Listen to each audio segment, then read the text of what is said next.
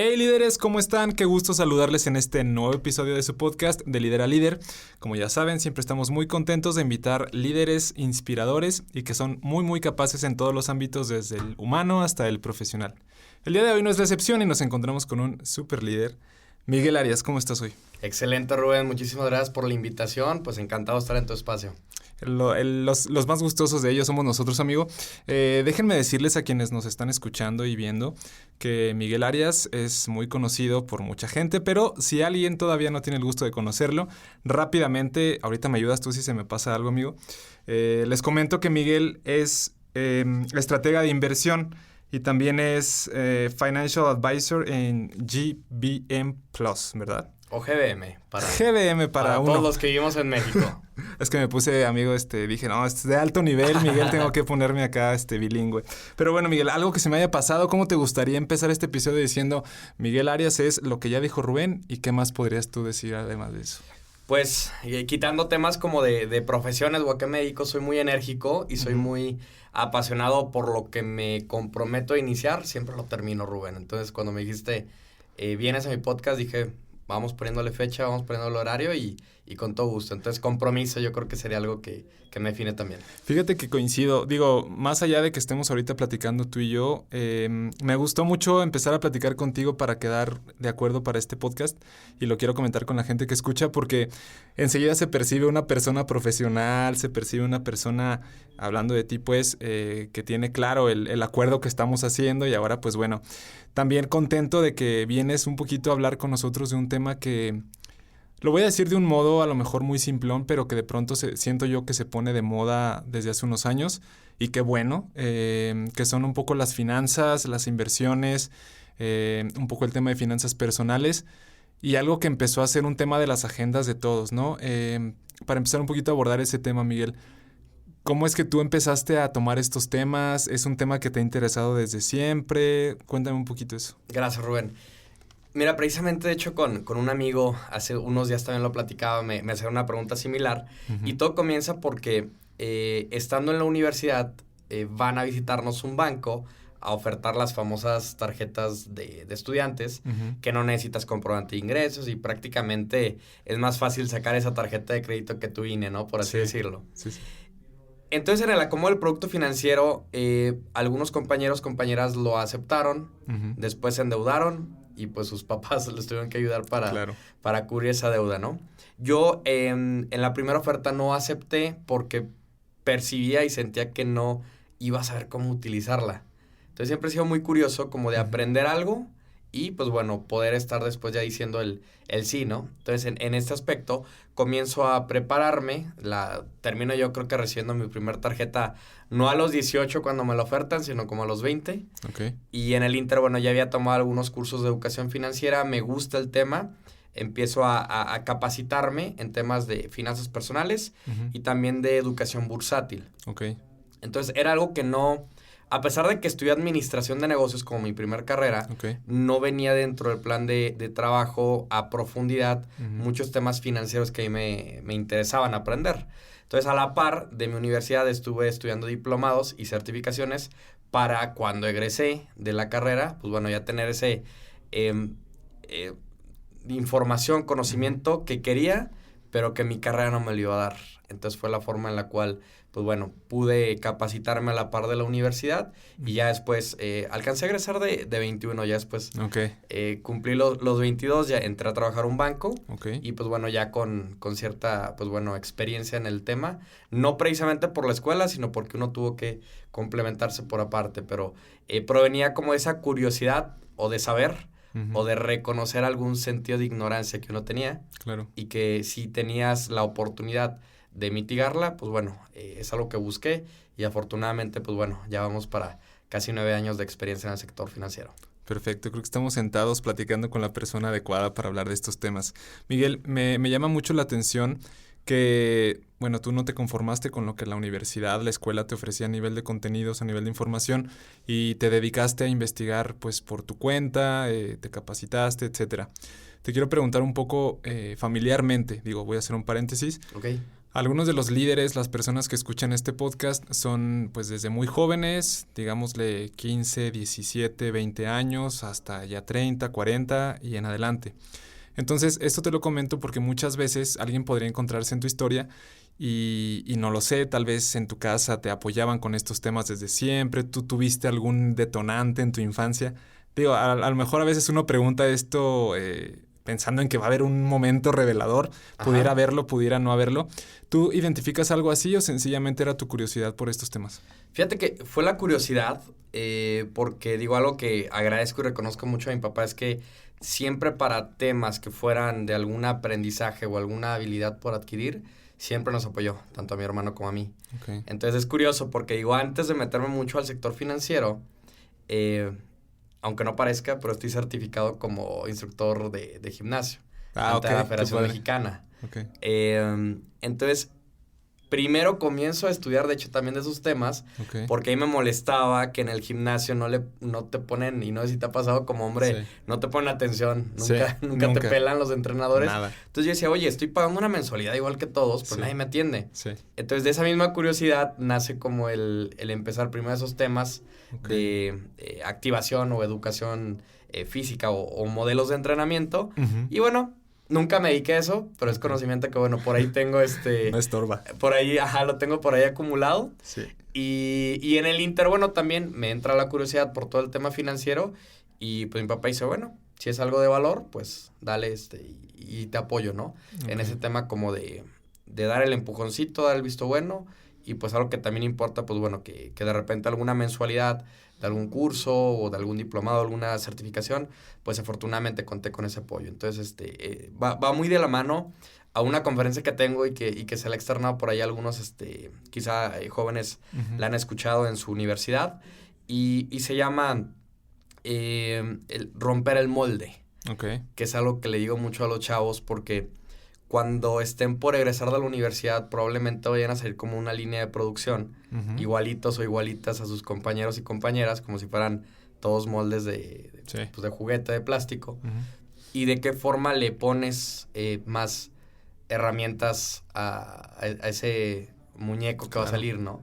De qué forma le pones algo distinto, no sé, quizá estudiaste alguna ingeniería, pero le das algún tinte de saber sobre marketing o comunicación, o quizá estudiaste algo de comunicación y de marketing y le das algún tinte de saber, por ejemplo, sobre procesos o finanzas. Entonces, una cosa no está peleada con la otra, y si tú puedes ir armando tu backpack, tu mochila de herramientas, pues bueno, ahora sí que tal cual como Bob el constructor o como Dora la exploradora, pues tienes más herramientas y pues bueno, sacas la que necesitas en el momento adecuado, ¿no?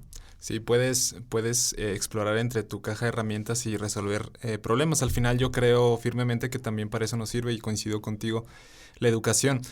Aquí quiero hacer una pequeña parada también porque en otros episodios con invitados hemos platicado del tema de la educación universitaria y hemos tenido la oportunidad de criticarla en un nivel constructivo.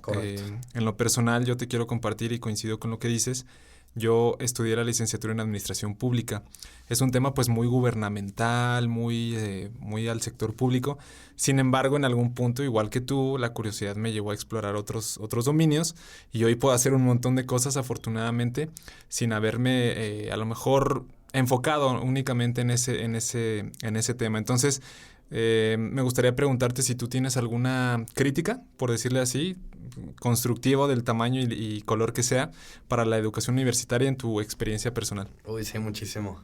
Fíjate que, mi periodo universitario fue del 2010 al 2014, ya hace unos añitos. Y de repente en mi curiosidad, no sé, incluso, ¿cómo decirlo?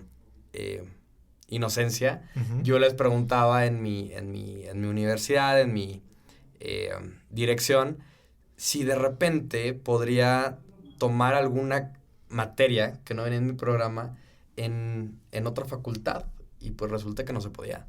Y digo, oye, híjole, de repente imagínate, tú identificas que quieres aprender algo, e incluso yo entiendo que hay programas y bueno, están estructurados, cuadradísimos, pero de repente si quisieras pues tener un poquito más de aprendizaje, pues tener esa como flexibilidad, aunque te la cobran un poquito extra, o sea, sí. No vas a salir como el experto del otro programa que estás tomando, claro.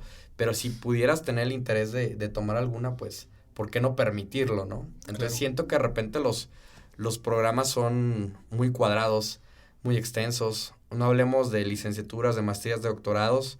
De repente, y personalmente encuentro que hay programas donde hay materias donde personalmente no encontraría o no veo la necesidad de yo tomarlas. Claro. Y digo, entiendo que todo es un programa y que ese programa lo acompaña un título en específico a la carga de materias, pero de repente yo creo que tener un poquito más de flexibilidad será muy bueno, además de una mayor y mejor vinculación con las empresas para conocer qué te gusta. Exacto. O sea, ir rotando las opciones, y esto yo creo que viene ni siquiera en la universidad, desde la prepa. O sea, como una mayor feria de profesiones, por así decirlo, y que periódicamente pudieras ver, oye, ¿qué onda? ¿Qué se dedica? O bien, ¿qué hace ingeniero en tal? O el arquitecto en tal. O merca realmente es como yo creo que es. Pero tener esas oportunidades periódicas de conocer y sobre todo preguntarle, pues, a gente que está ejerciendo, ¿no? Sí. Yo creo que será muy bueno poder tener como esa prueba gratis, por así decirlo, de la profesión por la cual podrías dedicarte muchos años o probablemente toda tu vida, ¿no? Y es bien interesante y coincido completamente contigo. En mi caso voy a hacer también una reflexión en retrospectiva. Cuando yo estaba estudiando la licenciatura, la mayoría de las materias eran temas de gobierno, evaluación, estadística, matemáticas financieras, etcétera. Pero sí había la opción de tomar materias optativas en otros campus. Yo tomé, hasta me da risa porque tomé urbanismo, tomé historia del arte, tomé artes plásticas y tomé filosofía, que son temas que a mí se me hacen grandes temas desde muy pequeño. Pero el fenómeno, y lo hago a nivel de reflexión como lo comenté, es que, bueno, primero creo en lo personal que una persona profesional se puede distinguir de otras por su capacidad para resolver problemas complejos. Problemas sencillos, pues es un poco más estándar, pero problemas complejos. Entre más complejo es el problema que puedes resolver, claro. Mayor nivel de desarrollo tiene tu perfil profesional, en mi experiencia. Entonces, en esta experiencia que comparto, a lo mejor historia del arte no tiene nada que ver con mi carrera de aquel tiempo, pero me ayudó a entender una manera diferente de analizar una causa, de vincularla con una consecuencia y de poder resolver algún problema situacional, ¿no? Entonces me regreso a lo que comentas. Me parece interesante. Yo creo que coincidimos muchas veces en que la educación universitaria tiene como estas cámaras de eco donde se junta un montón de gente que estudió mucho, y lo digo con mucho respeto, hay grandes profesores y académicos, pero de pronto rebotan las ideas en un mismo pequeño lugar. Y pareciera que eres muy subversivo si de pronto cuestionas una cosa. Correcto. Es muy, muy extraña esta parte, nada más para redondear esa parte y pasar al siguiente punto. ¿Qué opinas tú de eso? Sí, yo creo que hay que estar muy abiertos. Yo creo que la experiencia es algo indiscutible. Experiencia, me gusta decir que tenemos dos edades, la edad de biológica y la edad profesional o de experiencia. Cierto. Entonces está padre cuando de repente platicas con personas que no solo te duplican la edad biológica, sino que te triplican a veces la de experiencia profesional, ¿no? Entonces, algo aprendizaje vas a recibir de ellos. O sea, eso es evidente simplemente por los años que han vivido. Pudieron haber acertado muchas veces o equivocarse muchas veces, pero experiencia tienen, ¿no? Claro. Pero de repente, yo creo que ya estamos en un mundo tan abierto al conocimiento que, ojo aquí, en alguna ocasión puede que algún alumno tuviera un conocimiento un poco más actualizado que incluso un profesor. Sí. No estoy diciendo que domine la materia más que el profesor, no. Pero alguna actualización, alguna nueva implementación, y ni hablemos de repente, pues, carreras que llevan un ciclo más rápido de actualización, llámese programación, misma mercadotecnia, claro. Que, híjole, todo va cambiando. Hay veces que ni siquiera cada año, sino cada semestre o trimestre, ¿no? Entonces, eso es algo importante. Yo creo que de ambos lados tener la humildad.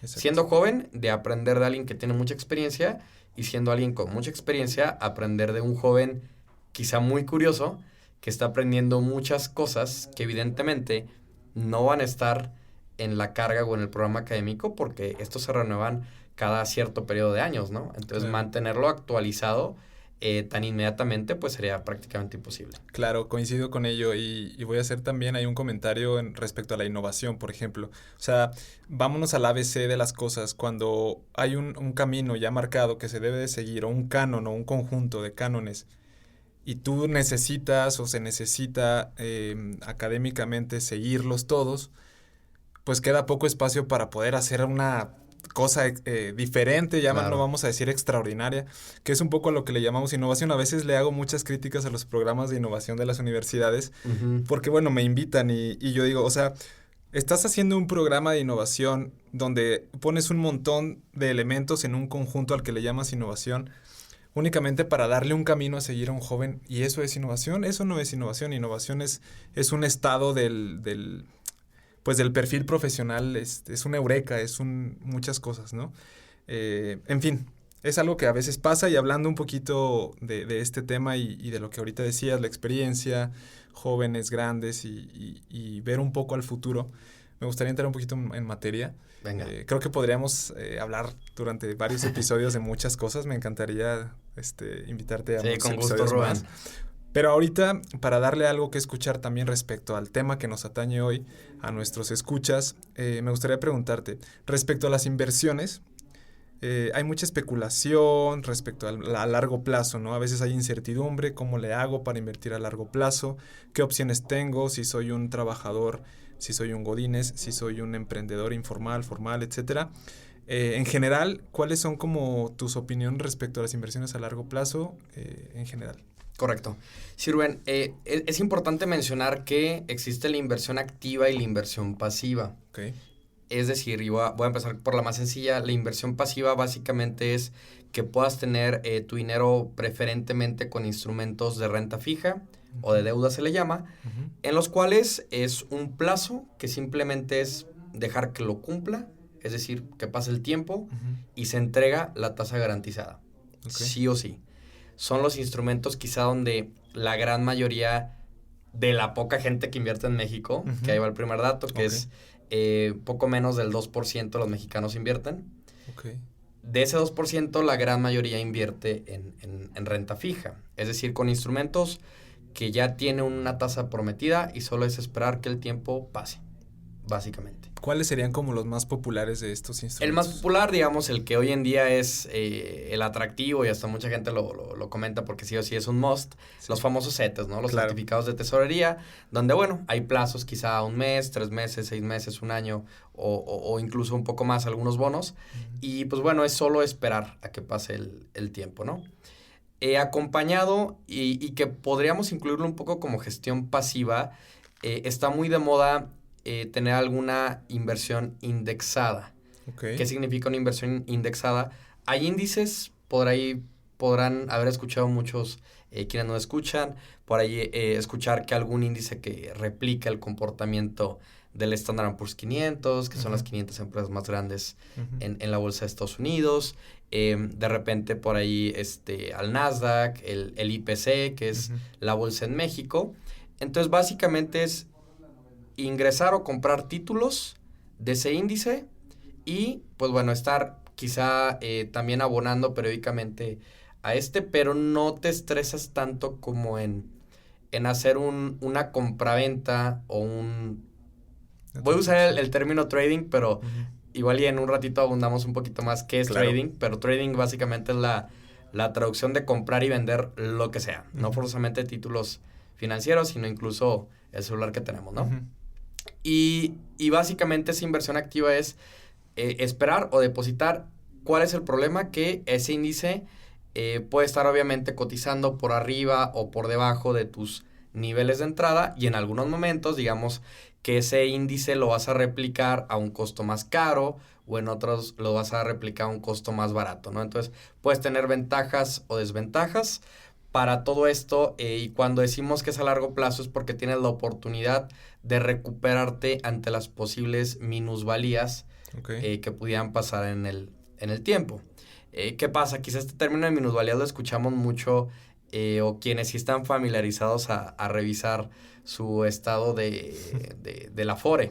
Ahí, por ejemplo, se habla mucho de minusvalías.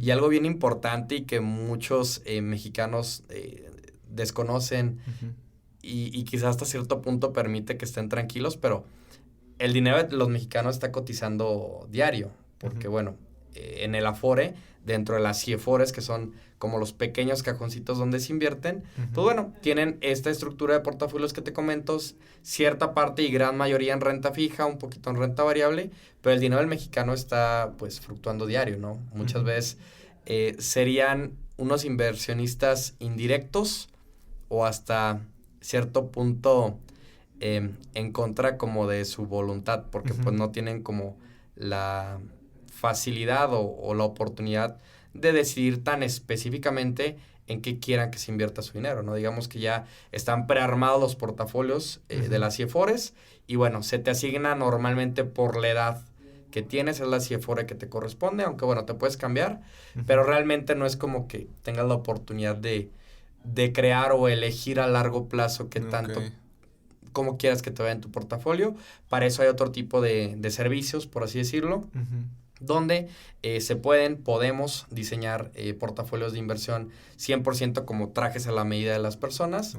Y bueno, ya vamos metiendo en esa estructura de portafolio algunos instrumentos de renta fija, algunos de renta variable, que podemos estar hablando en renta variable de acciones, de fibras, de ETFs, de commodities, que por ejemplo es como el oro, como la plata, y pues bueno, ya va muy de acuerdo al perfil del inversionista, ¿no?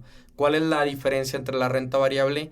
Que no te puedo garantizar un rendimiento o una tasa prometida, ni para arriba ni para abajo. Es decir, fluctúa sin un límite y pues bueno, es poder hacer el tipo de análisis correspondiente para saber no solo en qué instrumento estamos entrando, si esa empresa está sana, que eso se hace por medio de un análisis fundamental, que es poder evaluar los estados financieros trimestrales y anuales de la empresa, y también un análisis técnico, que son las famosas grafiquitas que luego vemos por ahí publicadas o hasta con el abuso de este tipo de efectos visuales por algunos, ¿cómo decirlo?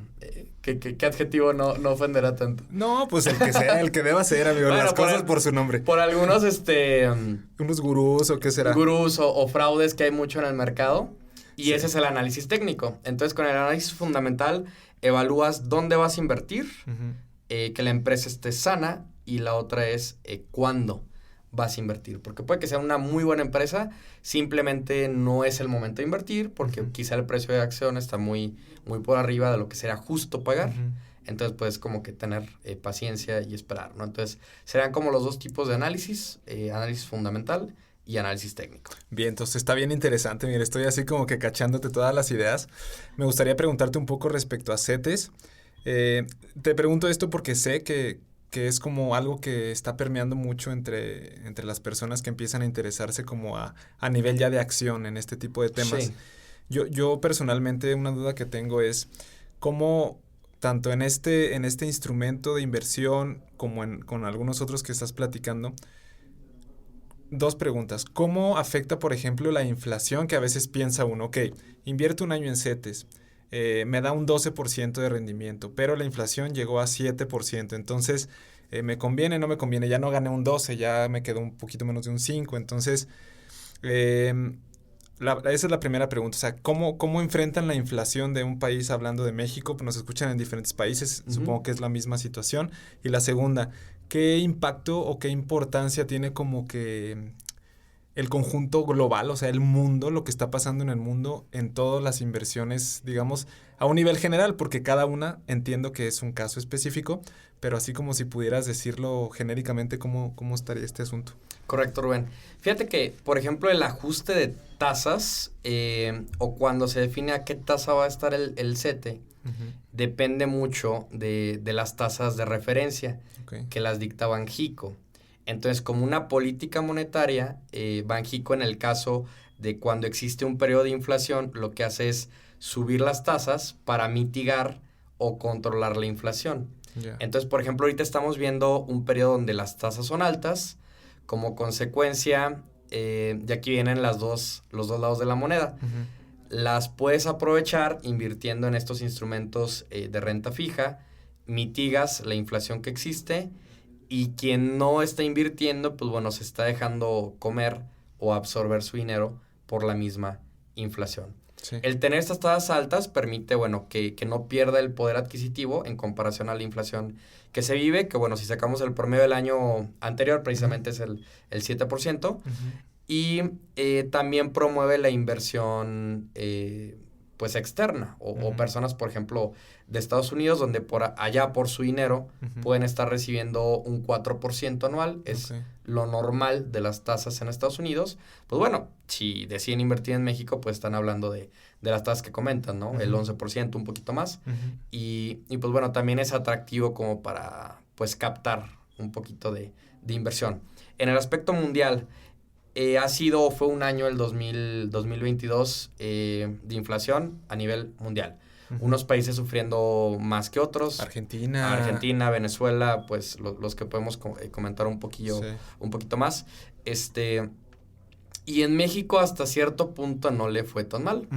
O sea, sí hubo una inflación alta, pero hay que aplaudir que Banxico tomó medidas muy, muy buenas. Ojo, Banxico, y aclarando ahí con un paréntesis enorme, Banxico no se dicta por el color del partido que esté gobernando, porque luego creen que son buenas o malas acciones según el color que rige a nivel federal, y no tiene nada que ver, es un organismo pues independiente, ¿no?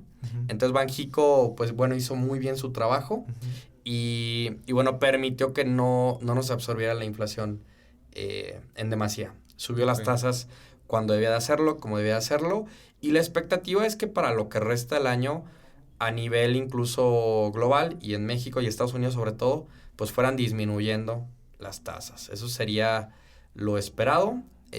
Dependemos un poquito del vecino del norte. Sí. Ver que no sucediera esa recesión tan anunciada, que lleva muchos meses anunciando que va a llegar. En teoría, durante varios trimestres, no hubo crecimiento en Estados Unidos y eso en teoría y técnicamente ya es una recesión, pero una cosa es que técnicamente se anuncie, como por ejemplo, acaba de pasar de hecho hace una semana prox con Alemania también, y otra es que lo anuncien así como públicamente, ¿no? O sea, como país entramos en recesión, porque eso pues digamos que prende alarmas y quizá ciertas personas puedan entrar un poquito en pánico y una recesión no es otra cosa más que poner, digamos, un freno de mano a la economía. Es decir, que el dinero fluye más lento y pues le piensas un poquito más, ¿no? Si vas a sacar algún crédito, si vas a iniciar un nuevo proyecto, si compro el producto A, B o C porque solo puedo comprar uno, no los tres. Entonces es solo eso, un freno económico no significa una crisis, una catástrofe, no, para irnos tranquilizando. Pero bueno, ese es el aspecto como mundial que vimos el año pasado, ahorita en lo que va este primer semestre, y pues lo que se espera o las buenas noticias sería que las tasas empezaran a bajar en lo que resta de este 2023, y como consecuencia, pues bueno, quienes invertían o invierten en CETES, pues bueno, también van a estar recibiendo una tasa en un futuro un poco menor a lo que hoy reciben, porque bueno, las tasas van a bajar. Se va ajustando todo, ¿no? Exactamente. Voy a hacer una pequeña parada en este tema, y voy a decir algo bien esencial, Miguel, escuchándote nada más para echarme un pasito hacia atrás. Tal vez alguien que esté escuchando, de pronto, le echamos toda la información y como que está cachando las ideas, pero quiero hacer la siguiente como que metáfora, ¿no? Haz de cuenta, tú me dices si me equivoco, Miguel, tú tienes un billete de 100 pesos y lo metes abajo de tu colchón durante un año. La inflación es el efecto que va a tener ese billete de 100 pesos cuando tú lo sacas, va a valer 93 pesos. No quiere decir que tu billete ya no sea de 100 pesos gráfica o visualmente, sino que al intercambiar ese papel moneda en el mercado, tú vas a poder adquirir lo equivalente a 93 pesos en ese momento después de un año. Entonces, es esencial, lo sé, pero lo necesito decir así como para encuadrar un poquito a quienes nos están escuchando, que no tengan como todo el contexto de lo que estamos platicando. Y me brinco ahora a preguntarte, si alguien tuviera ciudadano random, ciudadano cualquiera, de cualquier edad, que ya cubrió sus necesidades, sus pagos, que ya tiene todo bajo control financieramente y tiene 1,000 pesos excedentes en su budget, en su presupuesto, ¿qué es lo primero que tú le recomendarías hacer con esos 1,000 pesos? O sea, no importa quién sea, ya cubrió sus necesidades. Uh-huh. ¿Qué es lo que tú le recomendarías hacer primero? Va que va. Primero, incluso antes de pensar en invertir, es ir creando el famoso fondo de emergencia. Okay. Ese es importante. Que podría representar algo sano, uh-huh, sería de 1 a 3 meses de tus gastos ordinarios. Okay. ¿Por qué no más de 3 meses? Porque incluso podría ser demasiado dinero parado. Y demasiado dinero parado tampoco es bueno. Exacto. Tiene que estar en movimiento, tiene que estar en inversión. Uh-huh. Entonces, de 1 a 3, y obviamente va a ser muy paulatino, poco, uh-huh, a poco, sin prisa, pero es lo primero. Hay tener como ese blindaje o esa seguridad por si algo en algún momento no sale bien, uh-huh, en tu trabajo o en tu proyecto, pues bueno, saber que mínimo de 1 a 3 meses pudiera sobrevivir, okay, sin necesidad de tener que endeudarte. Será, okay, como el primer consejo, Rubén. El primerito, un fondo de emergencia. Es correcto. Segundo, ya tiene su fondo de emergencia. Digo, a lo mejor te voy a estar jalando así de que sí, Miguel suelta la sopa. Sé que no es tan sencillo, pero vamos a pensarlo hipotéticamente. Digo, y con toda la responsabilidad lo hacemos, ¿no? ¿Qué sería lo segundo que le sugerirías? Correcto, Rubén. Y fíjate, vamos a seguir con... Yo sé que igual y la gente esperaría que dijera, oye, corre a invertir. No, todavía no. Eso tenemos que decirlo también. Correcto, porque primero estamos... creando y cubriendo una pirámide de necesidades financieras. Así como Maslow tiene sus necesidades, claro, pues bueno, también financieramente hay que empezar a cubrir todo poco a poco. Uh-huh. Porque lo hay de repente, y bueno, antes de responderte, Rubén, sí, de repente me llegó una vez una persona a la oficina que te lo juro que con un sentido de urgencia pidió pasar conmigo y yo dije, oye, pues, ¿qué pasó? Sí. Lo atendí. Uh-huh. Y era una persona que tenía como una necesidad, como una ansiedad, como un... Sí. De, oye, Miguel, quiero ver qué hago con ese dinero. Y así, ay, aguántame. Me acaba de caer esta feria y necesito ponerla a chambear. Ajá, pero era una persona que estaba muy descubierta en cuanto a muchas necesidades. Y ahí voy con la que sigue. Sí. La que sigue es tener tu blindaje financiero total, uh-huh, que es todo por medio de seguros. Okay. No es mi especialidad los seguros, okay, pero pues siempre recomiendo con algunos amigos o profesionales. En el aspecto de lo más esencial y que de hecho hasta por... ley en México deberíamos todos de tener lo que es tu auto. Sí. Un gastos médicos, uh-huh, por si te sucede algo. Hay personas que piensan que no necesitan un gastos médicos. Uh-huh. Y supieran que con una suma muy pequeña, digo, hablando de gente que sea como de nuestra edad, sí, unos 10,000 pesos al año te pueden cubrir necesidades, sí, por millones de pesos por algún incidente que tuvieras. Entonces, digamos que por dejar de pagar pocos pesos, uh-huh, pierden una cobertura impresionante que cuando te llega el problema realmente valoras que tuvieras ese tipo de producto, ¿no? Entonces, eso es en específico. Como bienes, hay algunas regiones donde tienen mayor cultura por el, sí, aseguramiento de las casas. Okay. Por tema de terremotos, por tema de huracanes, etc. Pero en teoría todos podríamos y deberíamos de tener también tener asegurada la casa donde vivimos, incluso aunque fuéramos inquilinos, ya sea el dueño o tú también, porque como tiene un seguro de responsabilidad civil ante terceros, uh-huh, hay algunas cuestiones que te cubren, digo, dependiendo también del seguro, pero por ejemplo, si tu perrito muerde a alguien o si había un trabajador haciéndote alguna reparación dentro de tu casa y se cae o se accidenta, hay algunos seguros que tienen cierta cobertura. Okay. Entonces, también el de casa es importante. Entonces, primero tener ese blindaje. ¿Por qué o para qué? Por si sucede una tragedia que normalmente es de salud, pues puedas cubrirla sin tener que descapitalizarte totalmente, ¿no? Y aquí también va encaminado el seguro de vida, que quizá es algo que muchas personas dirían, oye, ¿y para qué quiero un seguro que solo se va a utilizar cuando ya no tenga vida? Pues para que mínimo tus familiares o quienes se queden, pues tengan esa seguridad o tranquilidad. Y me voy a escuchar muy frío, muy insensible, pero mínimo puedan llorarte sin la preocupación, exacto, de ahora qué van a hacer o de dónde van a sacar el dinero, ¿no? O sea, que puedan llorarte con un poquito más de tranquilidad. Sí. Yo así lo digo, de una forma muy fría. Es así. Pero es la verdad, es la forma en la cual, pues bueno, incluso van a poder ocuparse de despedirte, pues con todo el cariño que te tienen, pero, pues bueno, con esa seguridad de que no va a faltar financieramente nada, ¿no? Entonces, sería ese segundo okay, escalón. Ya pasamos por un tema muy de el fondo, ahorita por el tema de los seguros, y después, de hecho, todo esto es parte de una metodología, Rubén, que le llamó el ABC financiero. El A es administración, y que va acompañado de ese fondo de emergencia. El B es blindaje, blindaje financiero, y el C es la construcción de activos, o ya empezar a invertir.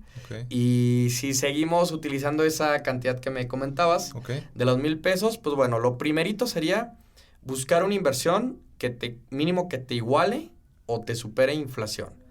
Obviamente la inflación nunca es idéntica. Hay años donde, como el anterior, fue el 7%. Históricamente el promedio de los últimos 10 años era del 5, entre 4.5 y 5. Entonces, para que a algo le puedas llamar inversión, tiene que darte un rendimiento por arriba de la inflación para poderle llamar inversión. Si no, es un ahorro. Y un ahorro que no es sinónimo de estar haciendo algo wow. Ahorro es simplemente separar dinero. Y mucha gente tiene su dinero perdiendo valor en sus cuentas de banco. Ahí perdiendo dinero cada año, el ejemplo que ponías, si tenías 100 pesos y la inflación fue del 7, entonces no es que te hayan quitado o robado 7 pesos, simplemente ya te alcanza para 93, ¿no? Así es. Entonces, hay mucha gente que tiene el dinero por ahí estacionado. Si conocen a alguien, le puede mandar un mensaje y decir que los puedo ayudar en el tema de inversión, porque es importante, es necesario. Y bueno, ya hay opciones ya muy de inversión pasiva, que simplemente depositas tu dinero. En algunas puedes tener disponibilidad del recurso diario, quizá cada 7 días, quizá cada 15, cada 30. Cada institución tiene sus periodos de liquidez, que es como se le llama, qué tanto puedes acceder al dinero, pero es importante que mínimo ese instrumento te iguale o te rebase inflación. Está bien interesante, Miguel. La verdad es que dijiste una palabra que me evoca una pequeña reflexión contigo también, y es la cultura. Evidentemente la cultura está dada por rasgos, pues bueno, históricos de una sociedad, pero también por momentos o adversidades financieras que atraviesa un país, como lo es el nuestro, de pronto. Entonces, lo que quiero decir con esto es que en mi propia experiencia me gustaría pensar en un escenario en el que, bueno, voy a comprar un carro, por decirlo así, el siguiente año. Pues presupuesto, un año de mantenimientos, presupuesto tal vez un año de combustible, de lo que sea, tal vez un pequeño fondo para algún imprevisto que haya, su seguro. Y hay quien, por ejemplo, no tiene esa cultura, o no tenemos esa cultura de asegurar el carro, que no es una vanidad, o sea, que no es un extra, pues como ya tengo más dinero, pues le voy a meter un buen seguro. Es parte del propio, lo llamas blindaje, pero es parte del propio activo, es propio o sea, es un blindaje, es un caparazón, pero también es parte de su esencia de algún modo, o sea, yo creo debería de ser parte de su esencia, como lo es en Estados Unidos, como lo es en Canadá, incluso está vinculado, ¿no? O sea, tu capacidad para tener una licencia de conducir está ligada a tu capacidad, o a tu edad, a tu seguro que tienes, etcétera. Entonces eso me parece que es importante sí comentarlo. Y pues bueno, respecto a la cultura, ¿qué hallazgos, así como que grandes te has encontrado tú, o grandes errores te has encontrado tú en la cultura financiera, personal o individual o familiar de las personas en el grueso poblacional que tú has podido analizar? Muchísimos. Y mira, ahorita voy a continuar con el ejemplo o la reflexión que dabas, y es que dicen que si tienes para el whisky, deberías de tener para los hielos. La neta, así es. La verdad, entonces, de repente, no sé, y ejemplos de otro tipo, ¿no? Que quizá compraste un teléfono costoso y no tienes ni para el saldo. Cosas así. Es que, fíjate, o sea, hasta suena ridículo, pero... O sea, ya ni siquiera estamos hablando de un coche, estamos hablando del celular, ¿no? Sí. Y en el coche igual, o sea, si compraste un cierto vehículo de gama alta o premium, pues deberías de tener, pues, para su seguro, que evidentemente es más costoso que el promedio de los coches, para su mantenimiento y para la gasolina. Estamos hablando de 3 aspectos, entonces es bien importante eso. Otro bien importante, Rubén, es el no comprar estilos de vida ajenos y sueños ajenos. Híjole. Eso es bien importante. En la llaga. Y fíjate que creo que es de los como comportamientos más frecuentes que me he encontrado con muchas personas que me ha tocado quizá impartir alguna asesoría personal, algún seguimiento, incluso alguna conferencia, algún curso. Y es eso, que muchas veces sucede mucho, y no es nada de género, tanto hombres como mujeres. Por ejemplo, en el tema de hombres, quizá lo más común pueda ser eso, el coche que manejas.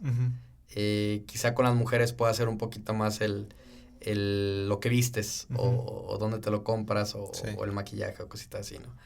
Y es que eso es bien importante, y yo creo que es una crisis que tenemos socialmente, y es que muchas personas se están dedicando más a intentar cumplir sueños ajenos que los propios. Como aparecer en vez de ser, ¿no? Exactamente, y ahí ves que hasta más de a dónde quieres viajar, algo así de simple. Decides una opción de viaje porque lo viste publicado por fulanito o fulanita, vas, y porque me lo han dicho, y no es lo que esperabas, o no te emocionó. ¿Y por qué es? Porque no era tu sueño, era el de otra persona. Exacto. Y lo viste publicado y adoptaste o copiaste ese sueño, ¿no? Entonces yo creo que va muy de la mano de ser auténticos y recordar cuáles eran tus sueños de niño, de adolescente, hoy en día como adulto, porque los sueños también van cambiando y deberían de cambiar, y porque si no cambian es porque no lo estás cumpliendo, y ojo ahí. Sí. Y entonces eso es bien importante, el no cumplir sueños ajenos y no querer tener estilos de vida ajenos. ¿Por qué? Quizá hay cierta persona o incluso cierta pareja que le gusta tener un cierto estilo de vida. No sé, gastar su dinero en, no sé, hacer algún tipo de deporte.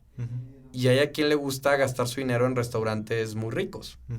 Ambos están en lo correcto.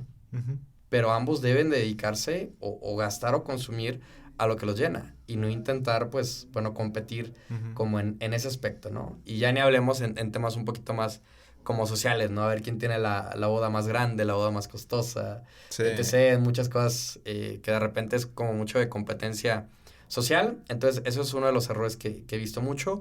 Otro, el nivel de sobreendeudamiento, también es bien importante. Si fuéramos súper estrictos como matemáticamente y financieramente, en teoría no deberías de tener un nivel de endeudamiento o de créditos, llámese por tu tarjeta de crédito, por tu coche, por tu casa, etc. No debería, en teoría, superar entre el 30 y ya muy exagerado, el 35% de tus ingresos. Sí. Y difícilmente muchos mexicanos cumplen esa regla. 150%, ¿no? Así de que... Exactamente. Entonces, ese sería como otro error muy común, el sobreendeudamiento. Y otro sería, y es paradójico, el miedo al crédito. Sí. O hay mucha gente que piensa que el crédito es porque no tienes dinero. Y no es cierto. O sea, el crédito es una muy buena herramienta de apalancamiento. De hecho, pues también muchos negocios crecen gracias al crédito o no crecerían incluso sin el crédito. Pero hay que saberlo utilizar bien en cuanto a los tiempos de pago, en cuanto a que sean, pues bueno, con instituciones u organismos que sí estén regulados, que la tasa de interés no sea estratosférica, porque, ojo aquí, este es otro tip, cuando de repente, ya sea porque vas a adquirir algún auto, terreno, casa, y venga el letrero hasta presumiendo que no revisan buró. Aguas. Ajá, es una señal de foco rojo, porque el buró no es malo. El buró es un historial. Es un historial, y toda persona que ya aperturó un crédito, así fuera una tarjeta departamental, ya está en buró. Y estar en buró no significa que estés mal calificado. Solo estás calificado, bueno o malo, pero estás calificado. Entonces, todos los mexicanos que ya tuvimos acceso al crédito, ya estamos en buró de crédito. Entonces, primero también romper con ese mito, ¿no? Que buró de crédito es sinónimo de algo malo. No, es un calificador. No es de gobierno, es una empresa privada que simplemente le reporta a las instituciones. Y eso es muy importante, tener el tema del crédito bien entendido, que es bueno utilizarlo, pero que también es fundamental el pagar en tiempo y forma, y sobre todo correr o huir cuando alguna institución te dice que no revisan buró, porque básicamente, en otras palabras, están diciendo, oye, ¿sabes qué? No me importa si eres bueno o mal pagador, yo lo que quiero es que uses mi crédito, lo que quiero es que no lo puedas pagar, y porque te va a cobrar una tasa muy alta, y pues bienvenido seas. En otras palabras es eso cuando te dicen... no consultamos buró. Por ejemplo, ahorita que tocas ese tema de instituciones serias, recientemente han estado surgiendo fintech, han surgido nuevas alternativas para poder, bancas electrónicas, etcétera. Me viene a la mente, no sé, la tarjeta Nu que a todos nos ofrece los ads de todos lados. Sí. Entre muchas otras que ahorita no me acuerdo sus nombres, pero este tipo de nuevas opciones fintech que ya no son que vas a la sucursal y te formas en la fila, sino que son pues empresas que están, digamos, digitalizadas. Sí. ¿Qué te parecen? Una evolución justa y necesaria. Okay. ¿Por qué? Porque va a ser cada vez más común ver menos sucursales financieras. Y esto que permite que la estructura de costos, pues los mitigan al no tener esa estructura física y permiten operar digitalmente y más rápido. Entonces, por sí solo el modelo fintech o el modelo digital de una institución financiera es buena, es justa y necesaria, pero lo importante es que esta entidad esté regulada. ¿Quién marca todo esto? Comisión Nacional Bancaria de Valores. Y específicamente, pues todo el tema para conocer, digamos, como el padrón o un directorio o consultar si esa empresa que te salió por publicidad realmente es confiable o no. Hay un sistema que se llama el CIPRES, con S. Es un directorio de Conducef, que Conducef, recordemos que es la institución que defiende al usuario financiero ante algún inconveniente que haya tenido por tema de crédito, bancario, seguros, inversión. Y pues bueno, ahí tú puedes teclear la razón social o el nombre comercial también de la institución que bueno, te apareció de repente en internet y ver si está regulado o no. Debería de ser una práctica común y obligatoria que todos lo hiciéramos.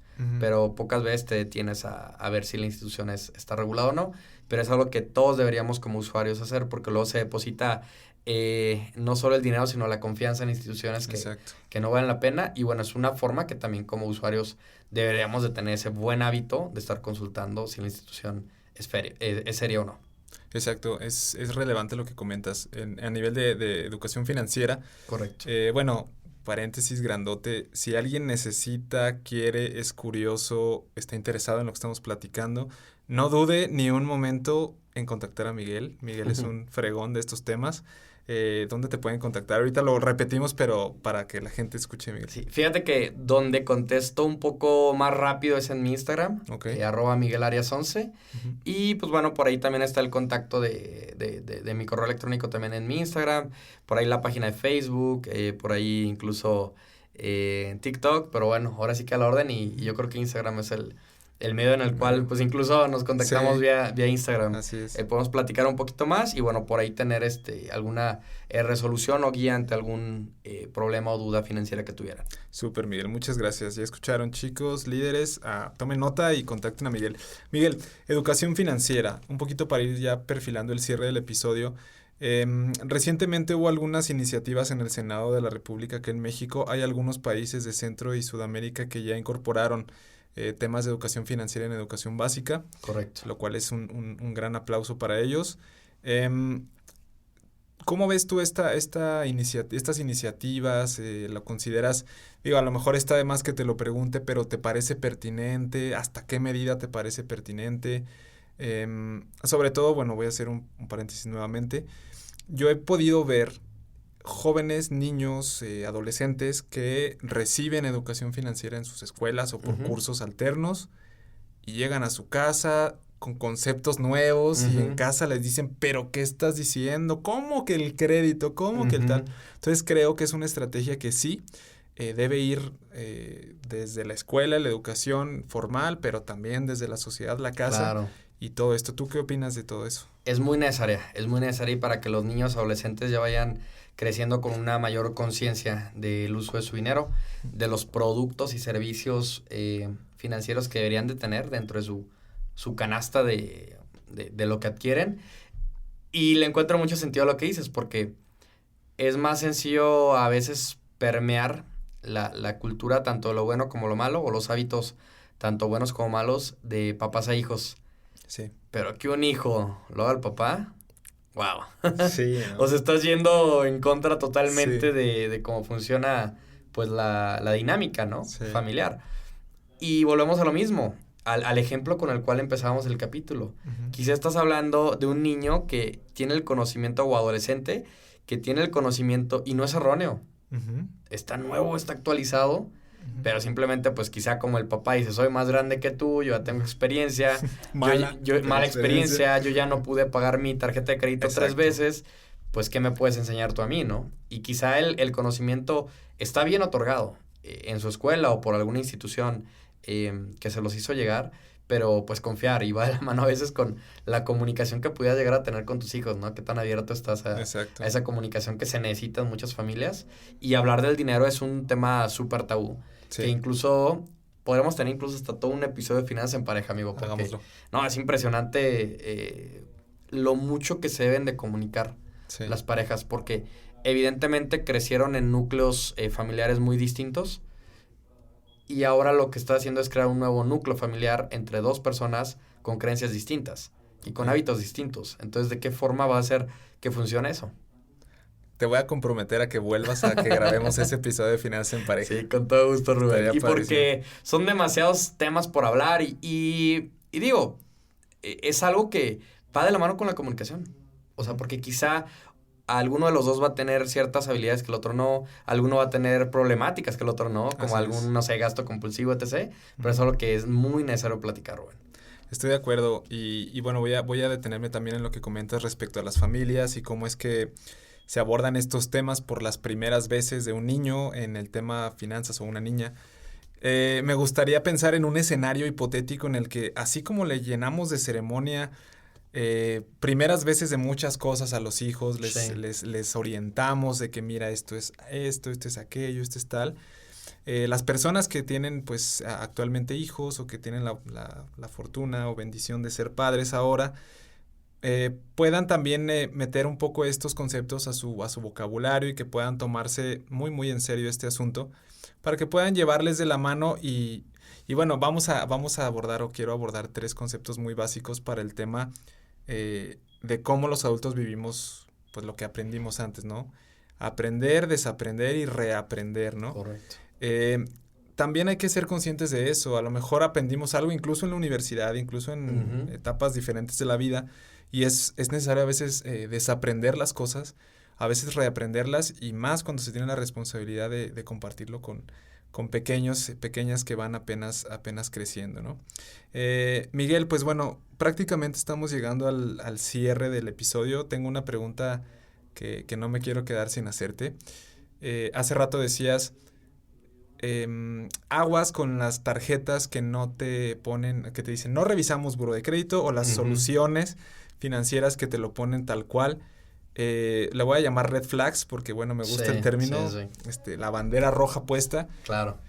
Hay muchas personas que están buscando información al respecto. Sé que las personas que están escuchando, pues por eso están escuchando este episodio. ¿Cuáles serían las red flags que tú señalarías para una persona que se presenta ante otra con soluciones financieras mágicas? Porque hay muchas personas. O sea, yo tengo amigos que les han estafado haciendo trading, tengo amigos que le metieron a proyectos inestables de criptomonedas y quedaron bancarrota. ¿Cuáles serían como los grandes red flags que te gustaría compartir con las personas? Bien, qué buena pregunta, Rubén. Y es muy necesario responderla. La primera es que la institución esté regulada. O sea, si te hablan de X empresa, que la empresa esté bien constituida, que aparezca en el CIPRES como lo comentaba.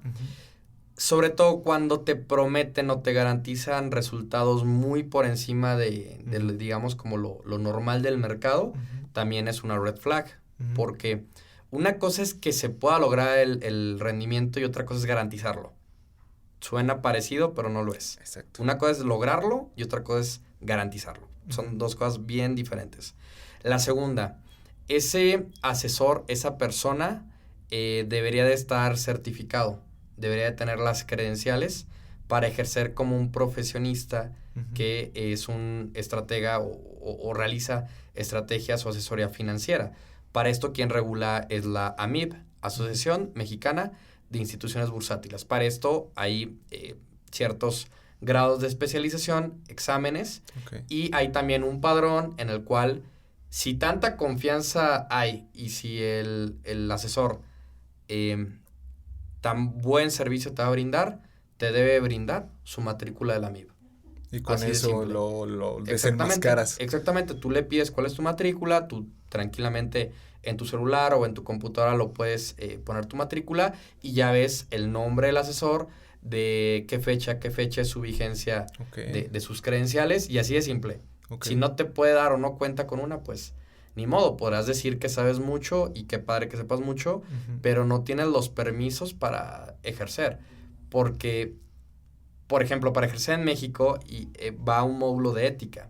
En el módulo de ética, cuando evidentemente lo pasas en el examen, hay una pregunta en la cual si tú por ignorancia o por, pues sí, desconocimiento o incluso complicidad captas y gestionas dinero de procedencia ilícita o por tema de lavado, para ti como profesional también son de 5 a 15 años de cárcel.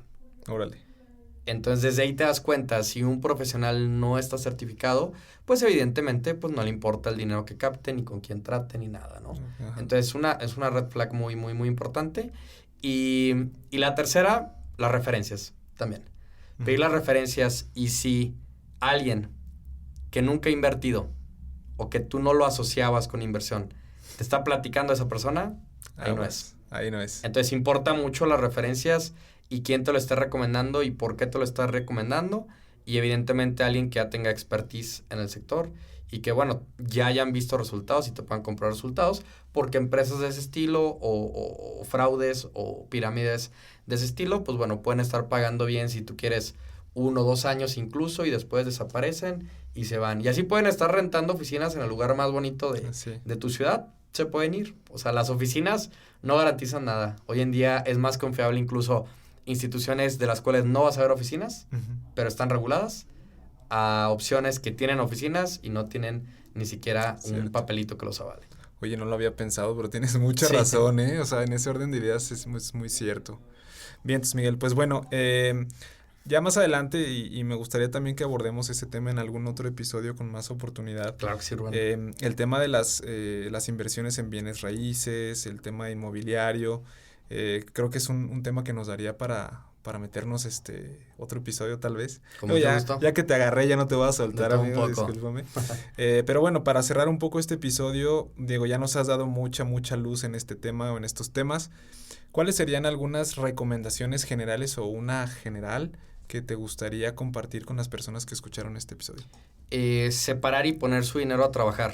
Y sé que suena mucho como frase de libro que todos leímos rápido de Padre Rico, Padre Pobre o algo así. Sí. Pero realmente es eso. O sea, como lo decías, ya cubrí mis necesidades, ya tengo mi fondo de emergencia, ya tengo todos mis seguros. Pues empezar a dar primeros pasos separando mi dinero. Porque cada peso que inviertes es como un soldadito que pones a trabajar para ti.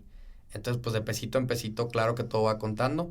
Evidentemente, hay gente que ya lleva un camino más trazado, más años generando ingreso y quizá con un ingreso más grande, pero si eres universitario, si tienes 18, 19 años, vas comenzando, pues sí, vete de fiesta, no pasa nada, cómprate ropa, no pasa nada, pero nunca olvides que un peso que pones a trabajar va a ser probablemente quizá un día menos que tengas en un futuro que trabajar. Wow, qué poderoso, ¿no? Es tiempo al final que ganas. Exactamente. Es tiempo. Excelente, Miguel. Pues bueno, Miguel, agradecerte tu presencia en nuestro episodio. Ha sido bien gratificante tenerte por acá. Me dio mucho gusto platicar contigo. Nada más, ayúdanos a recordar tus redes sociales nuevamente para que quienes escuchan puedan seguirte. Correcto. En todas mis redes, ya sea Facebook, Twitter, Instagram, YouTube, TikTok, me encuentran como Miguel Arias o Miguel Arias 11. Y con todo gusto por ahí podemos platicar y van a ver contenido también, algunos videos y pues bueno, siempre intentando aportar valor, Rubén. Excelente, y soy consciente de ello, siempre me echo todo tu contenido, me gusta mucho. Voy a aprovechar para aventarme el comercial de este lado también, claro, amigo, si me permites. Bueno, yo quiero aprovechar para enviar saludos también a todas las personas que nos escuchan en Perú, en Ecuador, en Colombia, en Venezuela, en Argentina, en Brasil, en Estados Unidos, en Canadá, recientemente en Francia, en Inglaterra, en Alemania y en algunos países de África. Seguramente son mexicanos o latinos que andan por ahí dispersados. Entonces les mandamos muchos saludos. Recuerden seguir también a este podcast, @de líder a líder _podcast en todas las redes sociales. Y pues bueno, qué gusto, Miguel. Muchas gracias. Muchas gracias a ti y bueno, bendiciones también a los que están fuera de nuestro país. Gracias. Nos vemos la próxima. Saludos. Chao. Esta es una producción realizada en el Makerspace de León Joven. Tú también descubre, imagina y crea. Sé un maker. www.leonjoven.gov.mx